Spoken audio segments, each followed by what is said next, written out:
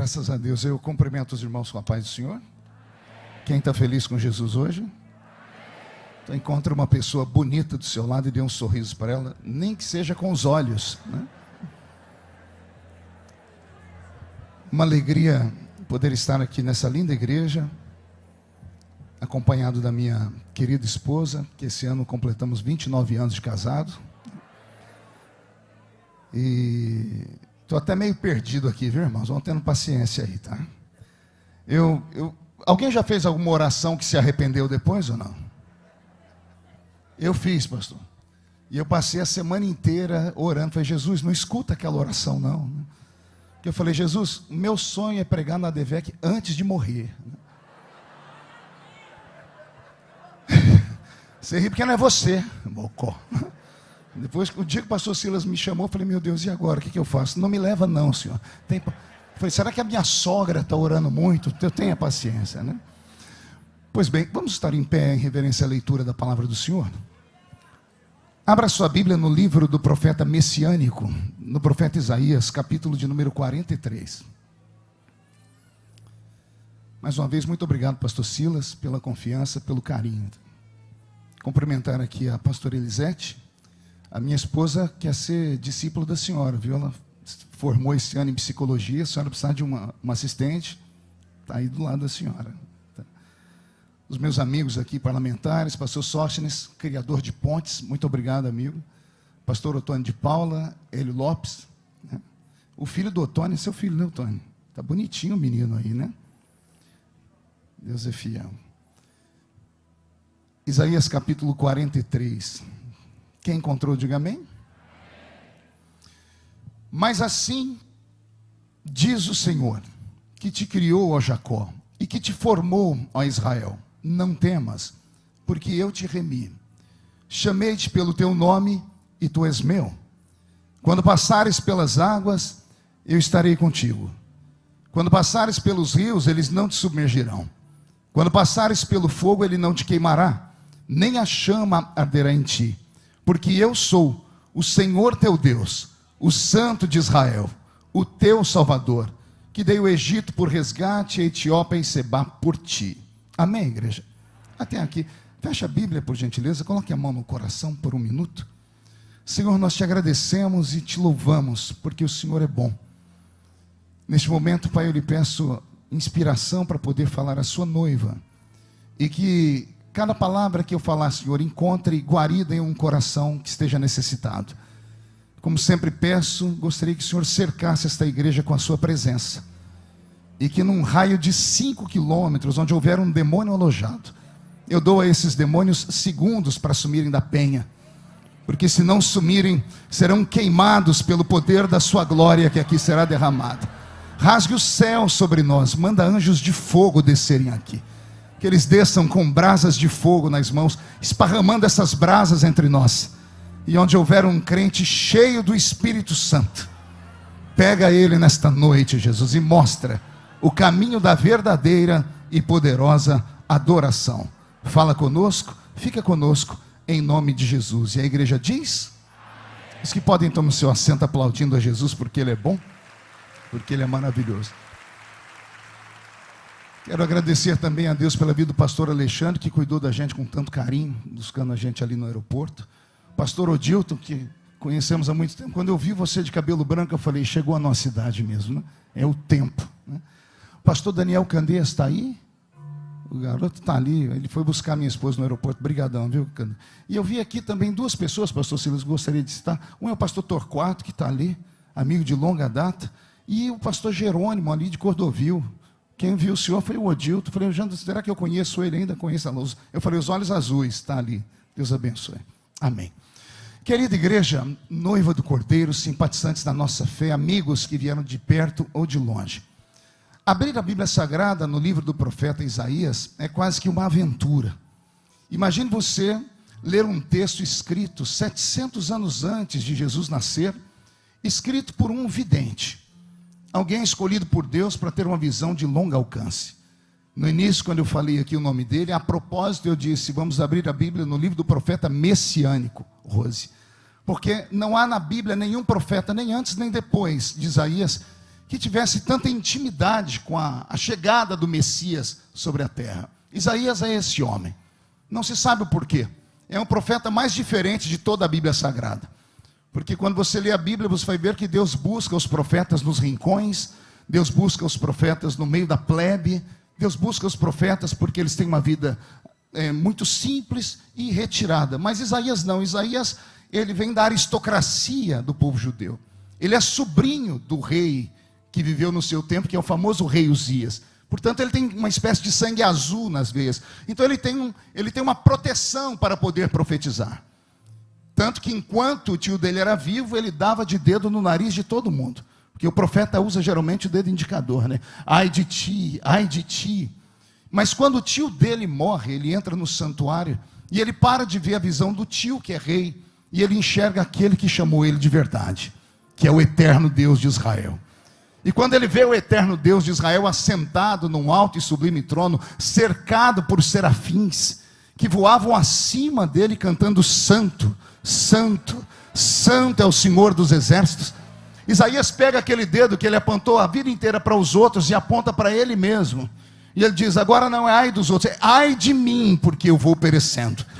Então, nesse momento, ele se encontra com o Deus da verdade, e a vida desse profeta muda, e muda radicalmente.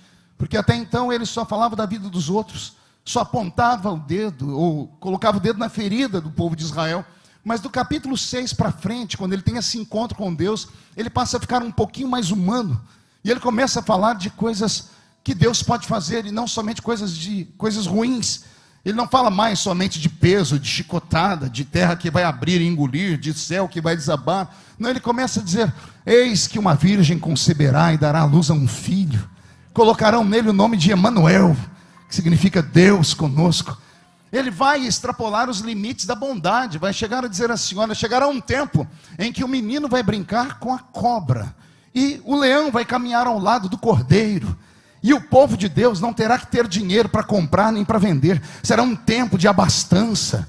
E quem já leu o livro do profeta Isaías deve ter se assustado como eu me assustei. O livro de Isaías, ele é quase como uma mini Bíblia, né? A Bíblia protestante, a nossa Bíblia, tem 66 livros, está dividida entre Velho e Novo Testamento, 39 livros do Velho, 27 do Novo. O livro de Isaías é quase que isso, porque ele, curiosamente, tem 66 capítulos.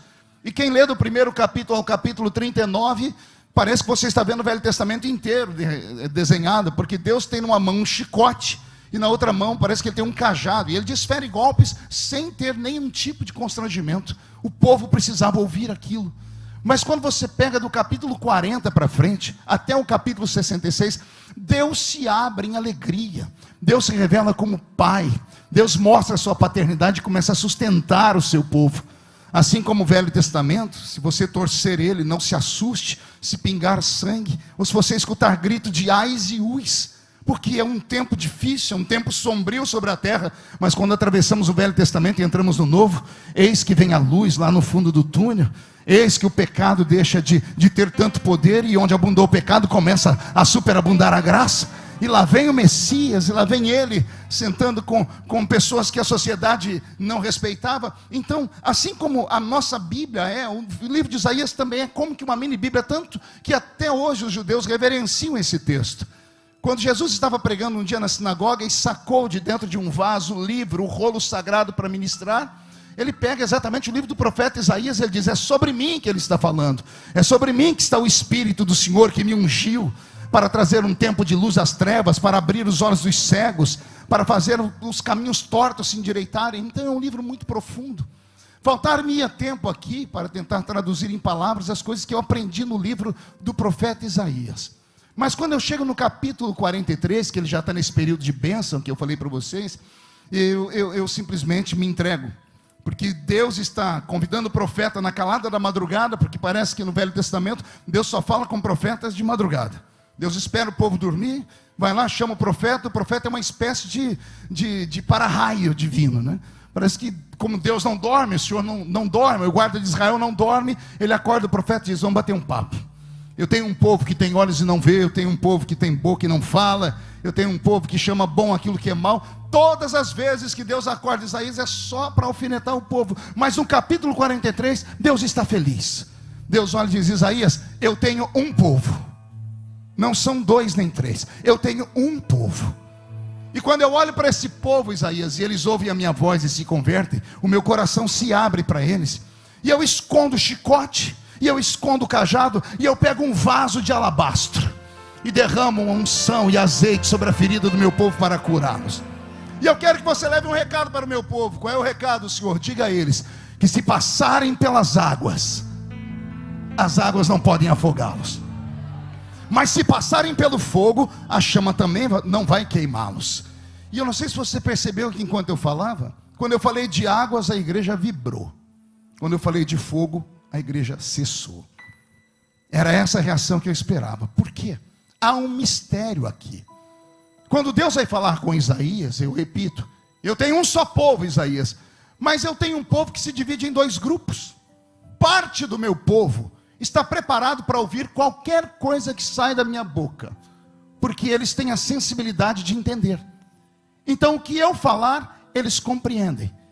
Mas essas coisas têm que fazer sentido, porque se não fizer sentido, eles não vão entender o que eu estou falando. São pessoas que são racionais, extremamente racionais.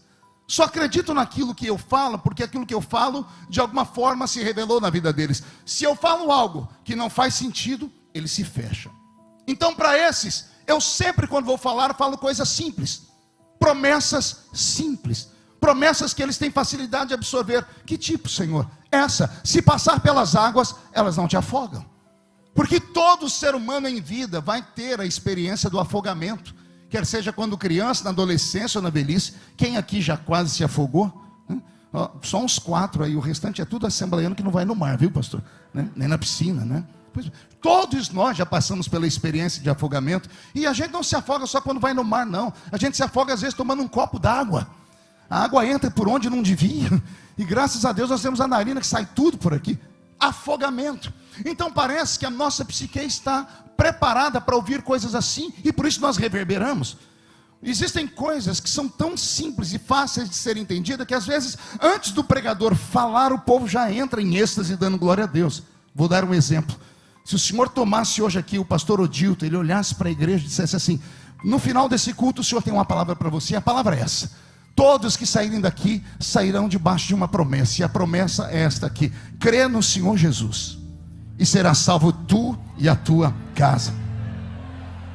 Antes de terminar, todo mundo já deu um glória a Deus. Por quê? A ciência explica isso. Tudo que você ouve, a palavra entra aqui no seu ouvido e ela busca no seu cérebro um ponto de encontro. Nós temos aqui no alto do cocoruto um aparelhinho chamado cerebelo. O cerebelo é o HD do corpo humano. Aí estão armazenadas todas as suas experiências, algumas inclusive antes de você sair do ventre da sua mãe. Então tudo que você já passou na vida está aí, é preciso um gatilho para despertar. E às vezes basta você andar na rua e sentir um cheiro, ou sentir um sabor, ou ouvir uma música, e você retorna no tempo, porque tudo está armazenado ali. Pois bem, quando você ouve uma palavra, esta palavra entra no seu ouvido e ela busca aqui dentro do seu cerebelo algum tipo de informação, algum tipo de experiência já vivida. E automaticamente, quando isso acontece, como nosso espírito está alojado aqui na nossa mente, isso desperta em você uma euforia. E você acaba concordando ou discordando do que está falando facilmente. Quem aqui nunca se pegou ouvindo alguém pregando, ou falando, ou discursando, e de repente está você assim, ó. Ou está você assim, ou está você desdenhando, porque isso é involuntário. Na verdade é porque isso está armazenado aqui no seu consciente, ou no seu inconsciente, ou no seu subconsciente. Então quando ouvimos alguma coisa que nós já vivemos uma experiência, por exemplo, quando eu falei aqui, crê no Senhor Jesus e será salvo tu e tua casa, automaticamente seu cerebelo trabalhou mais rápido do que todos os computadores do mundo, e mesmo que inconscientemente falando, buscou algum tipo de informação em um culto onde você viu a irmã Maria e o irmão João dizendo: Jesus salvou o meu filho. Por exemplo, eu batizei a minha mãe o ano passado, 35 anos orando para Jesus salvar a dona Lúcia, e Jesus salvou ela. Porque eu nunca desisti, porque eu ouvi testemunho de outras pessoas. Então quando você ouve uma palavra que faz sentido, é automático, você reverbera concordando ou discordando. Quem entendeu, diga amém. Parte do povo do Senhor que vem para uma reunião como essa só podem ouvir esse tipo de palavra. Palavras que fazem sentido e são racionais, porque elas se diluem na sua mente de maneira muito tranquila. Agora, existe uma parte do povo de Deus que não é feito de gente normal. Os normais só creem em coisas normais. Mas tem um grupo de gente na igreja que é anormal. E os anormais acreditam em coisas anormais. E um exemplo das coisas anormais é esse: se passar pelo fogo, a chama não te queima. Agora você deu glória a Deus que começou a entender. Mas quando eu falei a primeira vez, ninguém deu glória a Deus. Simples, a minha voz entrou no seu ouvido, procurou memórias aqui, e a única memória que deve ter passado aí de relance é a história de 3 moços, Ananias, Misael e Azarias, apelidados de Sadraque, Mesaque e Abednego, que entraram dentro de uma fornalha e não foram queimados. Fora isso, não há mais nenhuma história no mundo. Por quê? Porque o fogo é o elemento mais poderoso que Deus já criou no universo. Pedro, escrevendo a sua encíclica, diz que os elementos que agora estão sobre a terra, um dia ardendo em fogo, se desfarão. O próprio inferno, que é o lugar mais temido, deveria ser temido pelos homens, será lançado num lago de fogo. O fogo derrete o ferro, ele evapora a água, queima a madeira. Então o fogo é o elemento mais poderoso que Deus já criou. E aí vem o Senhor Deus e diz assim: se passares pelo meio daquele poder mais poderoso do universo, ele não pode te queimar. É uma promessa meio louca, porque Deus não está dizendo eu vou te livrar do fogo. Não, o Senhor está dizendo, se passares pelo fogo. A promessa é, vou te livrar no meio do fogo, vou te livrar no meio daquela luta, daquela peleja. E aí só os anormais para entender um tipo de palavra como essa. Porque alguns entraram aqui pedindo socorro a Deus, e o seu socorro está chegando. Porque o Senhor manda dizer que onde o homem não pode colocar a mão dele, ele coloca a dele. É claro que para isso não basta você entrar na igreja, porque todo mundo entrou na igreja. Está faltando alguns entrarem no culto aqui, porque o culto é um pouquinho mais alto. Paulo, escrevendo a carta aos Coríntios, diz: quando vocês se ajuntam, uns têm salmos e outros têm testemunhos, palavra e louvor, aí sim vocês saem da terra e entram nas regiões celestiais. Alguém já entrou nas regiões celestiais aqui comigo? Então, por gentileza, com todo respeito aos normais, hoje eu tenho uma palavra para quem é louco, para quem é anormal, para quem já recebeu uma promessa daquelas de arrancar tatu da toca e sabiá do toco, daquela que ouviu aquela profecia, geralmente vinda daqueles vasos que só tem 2 dentes na boca, é o zagueiro e o atacante. Geralmente vem daqueles lugares onde você jamais imaginou. É um morro, é um monte, é aquela irmãzinha do coque, é o irmãozinho do retetê, é aquela coisa de maluco. E aí ele falou: vou te dar, vou te levar. E você saiu de lá acreditando ou duvidando. Pois bem, eu estou aqui para te dizer: se foi Deus que falou, vai acontecer. Porque o Deus que faz promessas, Ele cumpre. O Senhor me falou nesta noite que Ele trouxe pessoas aqui que estão debaixo de uma promessa. E alguns deveriam estar extremamente felizes, mas não conseguem ficar felizes. E Salomão vai explicar o motivo. A esperança demorada, ela enfraquece o coração. E como já faz muito tempo que você ouviu e aquilo não aconteceu, possivelmente numa dessas esquinas da fé cristã, você parou, estacionou o seu carro e desanimou. Mas enquanto eu vou falando, o Espírito Santo vai tocando em você, e o Senhor vai trazendo aquelas promessas, aquelas palavras, aquela oração feita lá antes do seu avô partir, antes do seu pai partir, aquele culto onde o Senhor tomou aquele profeta, aquele vaso, o Senhor disse que ia fazer. O Senhor me trouxe nesta noite só para te dizer: Ele não é homem para mentir, Ele não é filho do homem para se arrepender daquilo que Ele fala. Por mais maluco que tenha sido aquela coisa, por favor, se apegue a ela.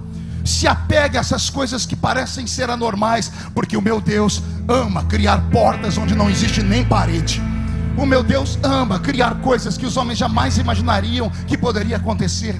Eu estava, pastor Silas, pregando um dia lá na Batista da Lagoinha, e terminou um culto, eu estou lá vendendo os materiais, quando a gente podia vender, né? Depois o YouTube, o inimigo entrou e acabou com as vendas da gente, ninguém compra mais nada da gente, né?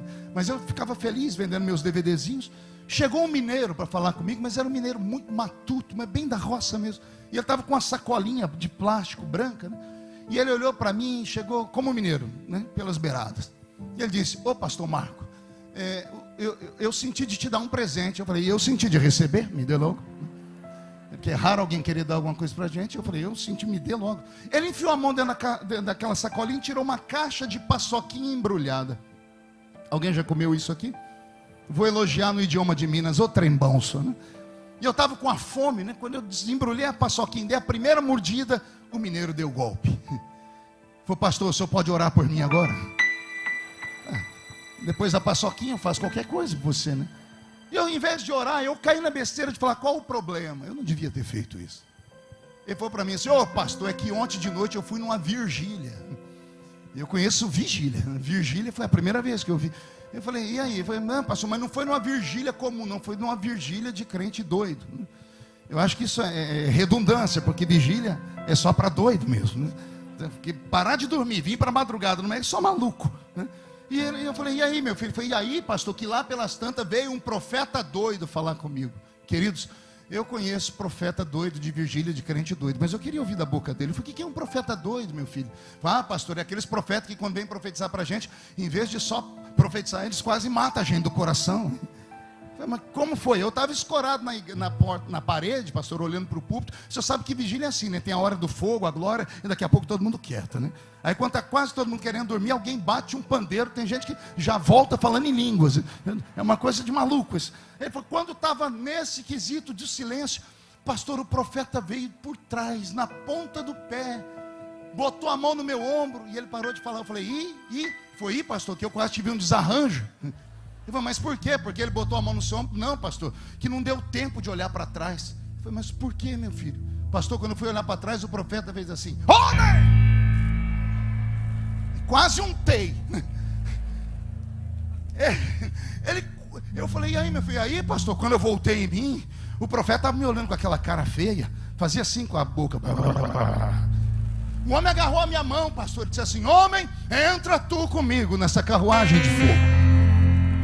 E eu falei, o que você fez? Ele falou, pastor, não tinha outra opção. Entrei na carruagem. Eu falei, mas como, pastor? O homem começou a me arrastar. E ele era mais forte do que eu. E eu tentando segurar, mas eu acho que os cavalos estavam puxando com muita força. Pastor, o homem saiu por lá, eu morrendo de vergonha. Uma mão na mão dele, a outra mão no rosto. Pastor, o homem passou na frente do púlpito, passou do outro lado. Quando eu vi que não tinha jeito, eu me entreguei. Ele começou a correr, eu comecei a correr também. Pastor, ele mirou a rua 4 horas da manhã. Eu falei, e aí, meu filho? Eu corri na rua, pastor. Vou fazer o quê? Eu não tinha como sair. Pastor, o homem voltou, que mirou a entrada da igreja, saiu correndo. Antes de chegar no púlpito, ele brecou de uma vez e me empurrou, que eu saí catando cavaco. Eu falei, e aí? E aí, pastor? Que eu virei para ver o que deu no profeta. Estava ele com a mão na cintura, o dedo esticado, assim com a cara. E disse, homem, olha o que eu faço. Eu te tomo pela mão direita, eu te tiro daqui, eu te levo por aqui, eu te levo por ali, eu te tiro daqui e te levo pelo mundo. E depois que eu te levo pelo mundo, eu te trago aqui de volta em exaltação. E quando ele estava terminando, ele disse que o profeta disse, agora contempla na sua frente a rampa do palácio, porque eu vou te fazer se assentar junto com os príncipes da terra. E quando ele falou isso, eu esperava essa alegria de vocês. Ele falou e teve uma crise de riso, que a barriga dele balançava assim. Eu não entendi porque ele estava rindo. Eu enfiei a mão no meu bolso, peguei um cartãozinho de visita, anotei meu celular, estiquei para ele. Ele parou de rir. Que é isso, pastor? Eu disse, é o número do meu celular. Ele, nossa, eu vou ter seu número. Eu disse, vai. E ele falou, para quê, pastor? Eu falei, para quando você subir a rampa? Eu quero ter um amigo famoso. Lembra de mim quando entrar no seu reino. Eu esperei alegria ou glória. Não veio nenhuma das duas coisas. Ele abaixou a cabeça. Quando ele levantou a cabeça, o olho dele marejou em lágrimas. E ele falou para mim, o senhor acredita nisso, pastor? Eu falei, por que não acreditaria? Ele falou, pastor, eu moro aqui num bairro de Belo Horizonte que nem os bandidos têm coragem de ir lá. A porta da minha casa não tem fechadura. É escorada com uma cadeira de fórmica. Pergunta para sua mãe o que é isso ou para sua avó. Só a gente da minha idade conhece. Fórmica. Pastor, eu tenho 4 crianças, eu não sei ler nem escrever. Sabe essa paçoquinha que eu lhe dei? Eu falei, eu vendo isso nas esquinas de Belo Horizonte, para poder levar comida para minha família. E aí ele olhou para mim e disse, o senhor acredita que eu posso um dia rodar o mundo e subir a rampa? Eu estava cansado, e nesse momento eu não pensei com o coração, eu pensei com a razão. E a minha razão dizia que o que ele falava não fazia sentido mesmo. E eu não queria gerar nele uma esperança que no futuro ia ter uma frustração. Então eu fiquei pensando o que falar para ele, que desculpa dar a ele. E quando eu fui falar, e agora eu falo para quem é espiritual, não sei se você acredita nessas coisas, tudo que estava na minha frente sumiu. Eu tive uma espécie de arrebatamento de sentido, sumiu tudo na minha frente, pelo Espírito Santo. Eu olhei e não vi mais nada. Eu estava num lugar que eu não sei se era grande ou pequeno, se era escuro ou claro. E na minha frente, do nada, começou a surgir no chão um edifício. Já viram aqueles filmes que vai a construção muito rápido, eles aceleram? Foi aquilo, Rose. E foi construindo, eu fui olhando para cima, de repente lá em cima uma placa luminosa escrito Hilton Hotel. Eu olhei aquilo e pensei, o que é isso? Agora eu já não estava mais aqui, porque lá no que devia ser o 8º andar tinha um homem de terno olhando para baixo. Só que eu não vi o rosto dele por causa da luz que estava atrás. Só que agora eu já não estava mais aqui, eu estava atrás do homem. O homem virava a cabeça, eu virava, eu vi tudo que ele via. Quando ele olhou para a direita, estava o estádio de Wembley, na Inglaterra. E eu falei, eu conheço esse lugar, isso aqui é Wembley. E quando eu disse isso, uma voz gritou bem alto, se lembra, meu filho? Quando eu fui responder, desapareceu tudo. Aquele homem de terno começou a se transformar, e ele ficou pequeno, e virou um adolescente. E agora como adolescente, ele tinha nas costas uma mochila, e dentro da mochila tinha um facão de cortar cana de açúcar, uma marmitex. Ele usando uma roupa de boia fria, e ele estava subindo na boleia de um caminhão de pau de arara, quando isso ainda podia. E ele olhou para trás e deu um sorriso meio desdentado, e eu fixei o olhar nele, e a voz gritou comigo de novo, se lembra, meu filho? E eu não entendia nada. Desapareceu aquela cena, e aquele adolescente virou uma criança, um menino de 6, 7 anos de idade, de shortinho roto, descalço, todo sujinho, carregando nas costas uma caixa de engraxar sapato. E aí o menino olhou para mim e deu um sorriso, mais banguelo do que o segundo. E o Senhor disse, e agora, se lembra, meu filho? E eu tive uma crise de choro, pastor Silas, porque aquele menino era eu. O Senhor mostrou a minha vida de trás para frente. O Hotel Hilton é o lugar que a gente fica quando vamos lá em Londres, na igreja do seu amigo, pastor Wesley, que a gente faz lá a escola bíblica. E à direita do hotel está lá o estádio de Wembley. Só que antes disso, o Senhor me fez lembrar que eu fui cortador de cana. E antes de ser cortador de cana, eu fui engraxate. Aí o Senhor falou para mim, se eu fiz na sua vida,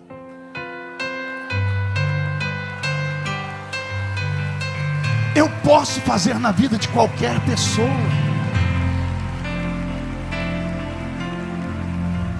Chorando, eu voltei em mim, estava um mineiro na minha frente chorando. Eu dei uma sacudidela no ombro dele e falei para ele, pare de chorar, rapaz, porque se foi o meu Deus que falou com você, o Deus que fez a estéril ser mãe de filho, o Deus que afundou a muralha de Jericó no chão, o Deus que fez uma jumenta falar, o Deus que transformou as moléculas de um machado de ferro em isopor para flutuar na flor da água, o Deus que deu visão a um profeta para enxergar o Messias 700 anos antes dele nascer, o Deus que fez a virgem ser a mãe do Salvador, a estéril ser mãe de filho.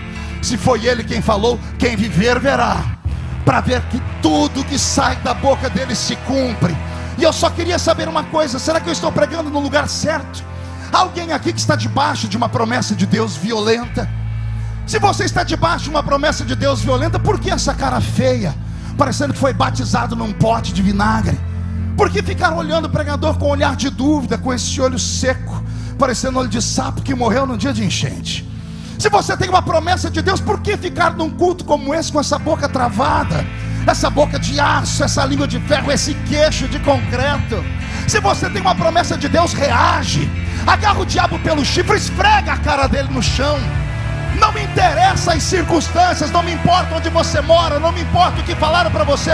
O que me importa é que quem deu a palavra penhorou ela na cruz com seu sangue. Se você tem uma promessa de Deus, reage nessa noite.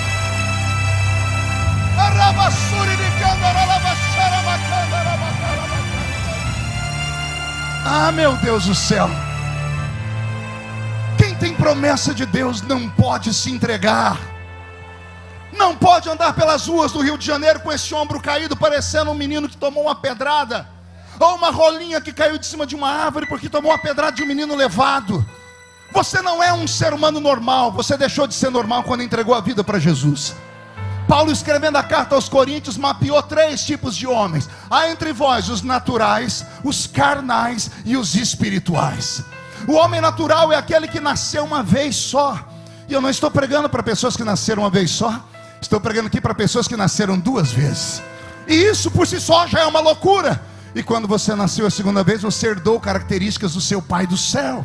Uma delas é acreditar naquilo que os olhos não veem, é ouvir aquilo que os ouvidos não podem ouvir ainda, é sentir aquilo que o coração ainda não pode sentir. Eu não estou pregando para um povo leigo, estou pregando para crentes pentecostais da Assembleia de Deus e outros que vieram aqui para cultuar conosco, porque eu vinha dizendo no carro para o pastor Alexandre Adevec, tem sido alimento para as pessoas.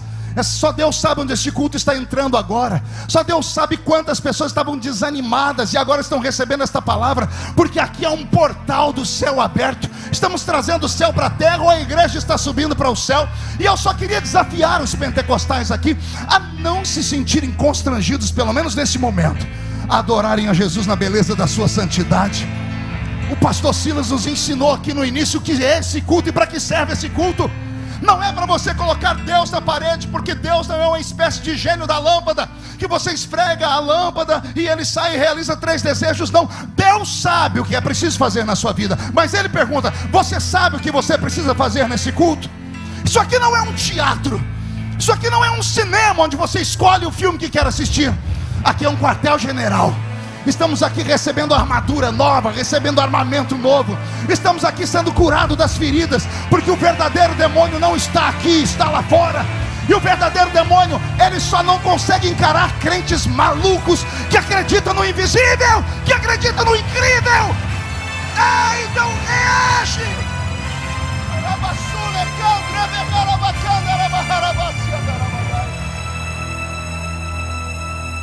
Acredite, porque tem coisas grandes para acontecer na sua vida. Acredite. Você não sabe o que Deus é capaz de fazer para cumprir o que Ele prometeu na sua vida. Eu vou falar de novo.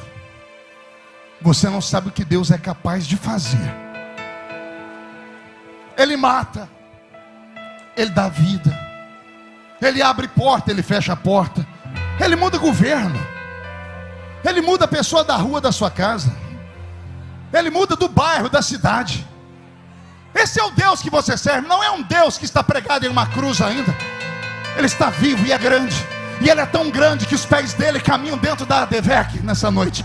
Mas a face dele está diante dos serafins que estão cantando: Santo, Santo, Santo é o Senhor dos exércitos. E a Adevec está ficando cheio da sua glória. Se você tem uma promessa de Deus, reage, levante a cabeça, limpe essas lágrimas, postura de soldado. De vez em quando você ligar a TV Câmara ou assistir um discurso do Otônio, que é um grande tribuno, ou do pastor Sóstenes, que é um tribuno tão grande quanto, ou do Hélio, você sempre vai ouvir um deputado lá falar assim, um senador: Vossa Excelência traz para esta casa um projeto draconiano. Isso é um jargão político. Draco foi um grande senador romano, só que ele era tão sagaz e tão sábio, que ele criava projetos que eram imovíveis. Criava projetos tão duros que ninguém conseguia mudar a lei. Por que eu estou dizendo isso?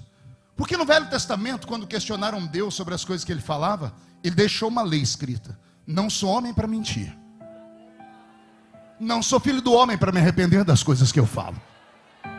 Aí no Novo Testamento, Jesus endureceu a lei.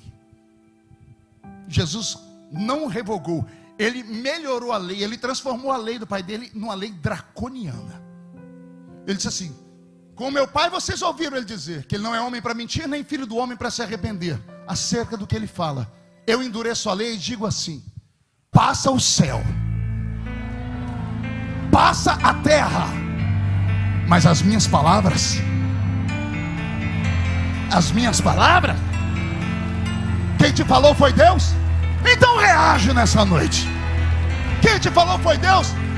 Mande as favas o diabo, manda para o inferno Zé Pilintra, Zé Pilantra, Exu Caveira, Tranca-Rua, Preto Velho. Manda para o inferno obra de feitiçaria, manda para o inferno, porque aquele que fez a promessa vai cumprir. Se você soubesse onde você vai chegar, Ah, se a pessoa que está sentada do seu lado soubesse quem é você e o que Deus já falou contigo, iam dar um jeito de no fim do culto tirar uma selfie, pegar o seu telefone, trocar Instagram, porque agora tá fácil, tá aí, daqui a pouco, amigo, só vai ver pela televisão, só vai ver voando, só vai ver acreditando.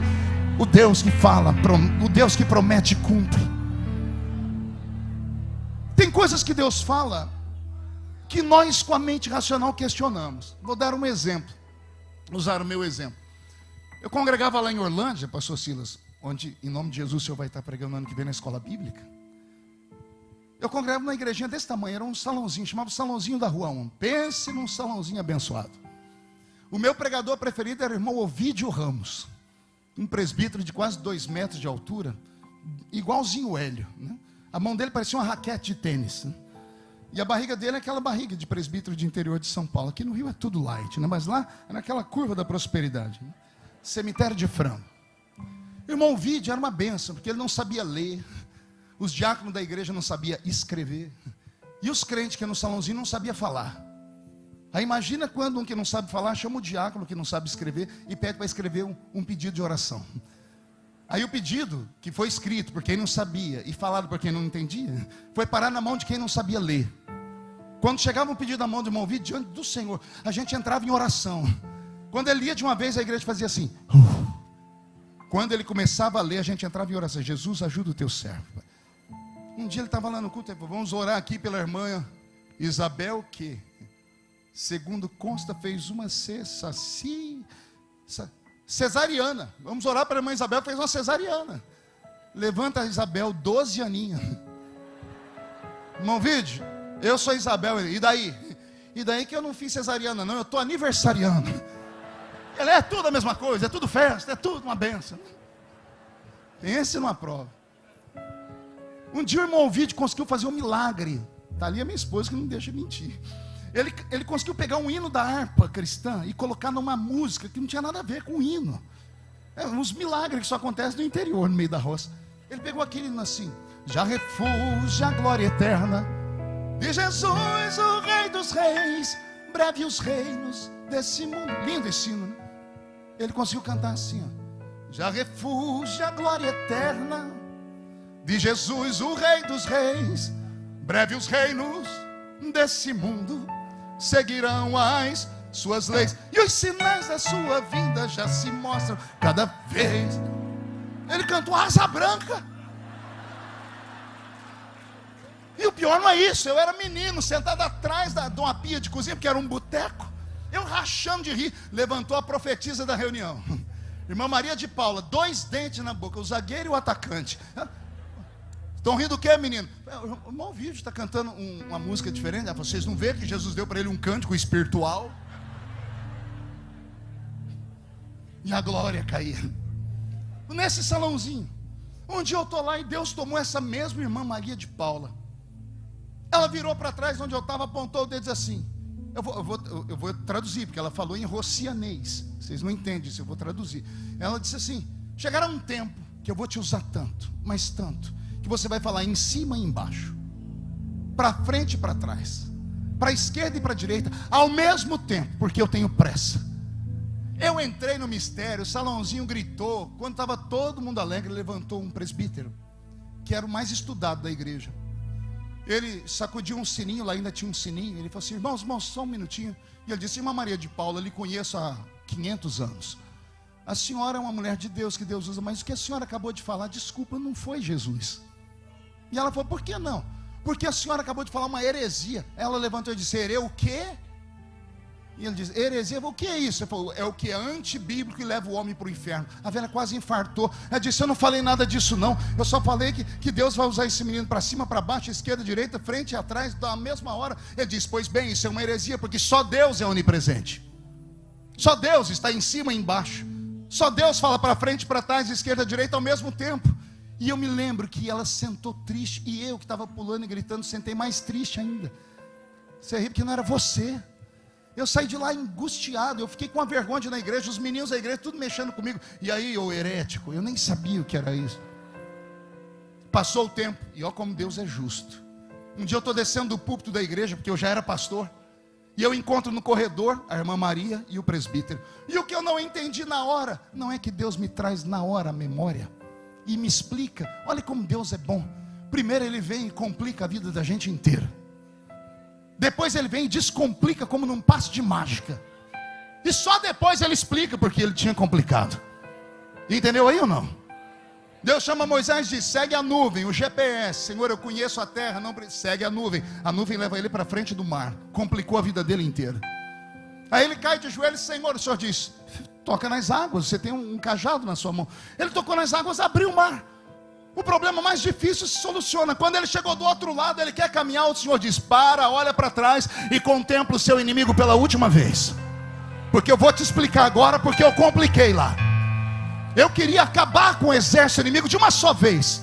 Quem tem promessa de Deus se prepara. Primeiro Deus vai complicar a sua vida tudinho. Vai falar coisas que você não entende. Vai te levar para a angústia, para a tristeza, a frustração. Porque Deus fala, mas não explica. E a gente quer uma explicação. E na hora a gente não entende. A gente é tomado pelo pavor.